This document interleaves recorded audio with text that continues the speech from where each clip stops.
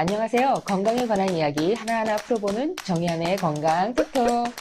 한의사 정의안입니다. 자율신경 실조증은요, 이 자율신경계와 관련된 교감, 부교감 신경계 이상으로 발생하는 증후군입니다. 그리고 이 증상의 범위가 워낙 넓어서 내분비계, 심혈관계, 호흡기계, 소화기계, 비뇨생식기계, 또 체온조절계, 통증조절계 같은 신체의 광범위한 기능을 총망라하기 때문에 이 진단도 어렵고 치료도 쉽지 않습니다. 자, 오늘은 이 자율신경 실조증 제대로 치료한다는 것이 뭔지에 대한 이야기입니다. 나무를 볼 것이 아니라 숲을 봐야 한다. 자율신경 기능에 문제가 있는 것으로 추정되기는 하는데 이 광범위한 증상들을 모두 검사해서 전체 상태를 파악하기는 쉽지 않습니다. 나무만 들여다보고 있다 보면 숲 전체를 알 수 없는 것처럼 말이죠. 그런데 요즘 다양하고 과학적인 여러 가지 유형의 자율신경 검사를 할 수 있게 됐고요. 한의원 진료도 이런 각종 검사 데이터를 기반으로 진찰을 합니다. 진찰할 때는 물론 환자의 안색도 살피고 병세에 대해서 자세하게 듣고요. 또 상세히 이 병증을 질문하고 진맥하는 한방 고유의 진찰 방법도 물론 있습니다. 그런데 아직도 자율신경 실조증 치료를 받기는 했는데 제대로 효과를 보지 못하고 있다는 분 많습니다. 그리고 당장 급한 치료만 하다가 보니까 자꾸 시간만 지체가 되고 있다는 분도 많고요. 또 어떤 분은 계속 좋아졌다 안 좋아졌다 이렇게 계속 반복하고 있다는 분들도 워낙 많다 보니까 어떻게 해야지 제대로 치료가 되는 건지 굉장히 답답하다. 결국은 치료가 안 되는 거 아닌가 이렇게 생각을 한다는 분들이 많더라고요. 자율신경 실조 치료를요, 장기간 하게 되는 경우는 이걸 당장 증상 개선에만 목적을 두고 증상 하나하나만 조절하는 이 대증 치료하면서 그냥 시간 보내는 경우가 가장 많습니다. 워낙 증상들이 많아서 뭐 어느 거 하나 가벼운 것이 없죠. 환자 입장에서는 정말 하나하나 즉시 즉각 증상을 없애고 싶은 마음이 사실이죠. 그러다 보니까 수면 유도제, 수면제, 신경 안정제, 진통제, 소화제, 정장제 이런 약물들 또는 주사제 이런 것들 여러 가지로 복용하고 주사 맞으면서 버티게 되는데요. 이렇게 조절하다 보면 나중에는 이런 약이나 주사의 효능을 제대로 발휘하지 못하게 되고요. 결국은 더 실망스럽죠. 그래서 이 대증 치료에 치중하느라고 소모한 시간을 되돌릴 수는 없다는 거죠.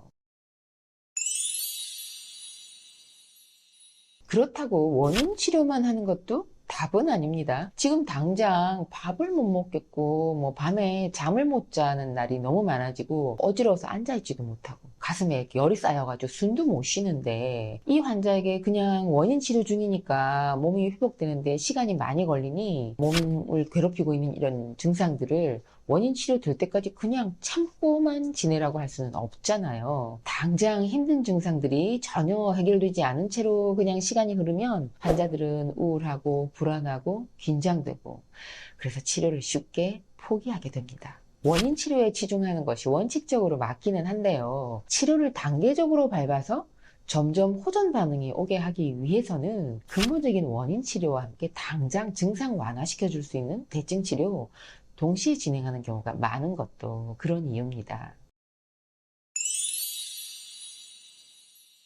대증 치료, 원인 치료 이런 거 상관없이 어떻게든 치료가 잘 되고 빠른 효과를 보기 위해서는요. 전제 조건이 있습니다. 치료를 받아들일 몸의 조건이 좋아야 됩니다. 집을 지을 때 우리가 집안의 조건과 토양의 모양이 좋아야 그리고 기초공사가 튼튼해야 좋은 집을 지을 수가 있잖아요. 치료를 해보면 확실히요. 나이도 젊고 주변 상황도 좋아서 빨리 나을 것 같은 조건인데도 막상 치료를 시작해보면 좋아졌다, 나빠졌다 반복을 하거나 아니면 좀처럼 호전 반응이 나타나지 않는 경우도 있습니다. 그래서 면역력, 기초 체력, 생활 습관 이런 게 너무 심하게 나빠서 몸 상태가 엉망이면 나이가 젊어도 치료 효과가 떨어집니다. 검사를 해봤을 때 이 상열 하한, 상체와 얼굴로는 열이 뜨고요. 하체와 복부와 손발은 냉한 이런 상열 하한 상태가 굉장히 심한 경우에 치료를 통해서 상하, 순환을 바로 잡는 것이 순서고요. 또 그 상열 하한을 바로 잡은 상태를 지속적으로 유지할 수 있도록 하는 과정도 필수입니다. 그래야 대증 치료든 원인 치료든 치료의 효과가 빨라지고요. 치료 효과가 오래 유지될 수가 있는 거죠. 그럼 재발하지 않으려면 어떻게 해야 할까요? 자율신경 실조는 이 치료의 속도나 효과 면에서도 몸의 구조와 컨디션, 그리고 면역력, 원기를 회복하는 기초 치료가 치료의 효율을 좌우하고요. 또 재발도 예방할 수 있는 방법입니다. 특히 이 배우자나 가족과의 갈등으로 인한 이 스트레스로 유발된 자율신경 실조는 치료가 끝난 뒤에도 이 상황이 바뀔 수가 없는 경우잖아요. 이런 경우는 이 치료 과정을 통해서 회복된 신체의 이 수승 화강 상태를 잘 유지하는 것이 중요합니다. 자율신경 실조가 재발되는 것은 수승 화강 상태가 다시 무너졌을 때 발생하기 때문이죠. 그래서 저는 이 치료를 완전히 마무리한 환자라 하더라도 일정 간격을 두고 정기 검진을 위해 진찰 받으러 오게 하고 있습니다. 몸의 상태를 잘 유지하고 있는지 여부를 확인하기 위해서인데요. 환자 입장에서는 이렇게 정기 점검을 주기적으로 받으면서 본인의 몸과 마음을 그리고 또 정신을 다시 한번 돌아볼 수 있는 계기가 되어서 좋고요. 오늘 영상은 자율신경 실조 재발되지 않으려면 어떻게 해야 할지를 살펴봤는데요. 첫 번째, 나무를 볼 것이 아니라 숲 전체를 봐야 한다. 두 번째, 대증 치료냐 원인 치료냐 그 한계가 있다는 거. 세 번째, 기초가 튼튼해야 치료도 잘 된다는 점. 네 번째, 재발하지 않으려면 이런 내용으로 살펴봤습니다. 자, 오늘 영상 보신 분들, 자율신경 실조로 고생하시는 분들, 그리고 환자 가족분들께 오늘 영상 도움 되셨으면 좋겠습니다.